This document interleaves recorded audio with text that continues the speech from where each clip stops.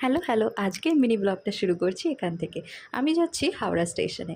দেখতেই পাচ্ছ ট্রেন এসে গেছে আর আমরা তাড়াতাড়ি করে ট্রেনে উঠে পড়লাম। কিছু কিছু লোক আছে ট্রেনে উঠেই শুয়ে পড়ে, জানি না কেন। যাই হোক, এখানে আমি বাইরের সিনারি দেখছি। বাই দ্য ওয়ে, বলতেই তো ভুলে গেলাম, যাচ্ছি আমি হায়দ্রাবাদে একটু ঘুরু ঘুরু করতে।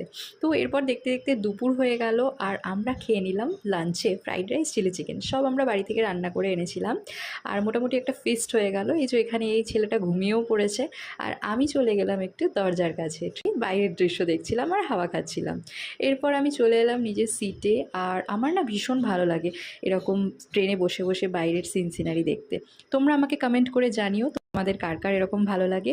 এরপর আমি একটু বিকালে চা খেয়ে নিলাম আর দেখতে দেখতে এখানে সন্ধে হয়ে গেল। সন্ধে থেকে রাতে আমরা ডিনার করে নিলাম আর তাড়াতাড়ি শুয়ে পড়লাম।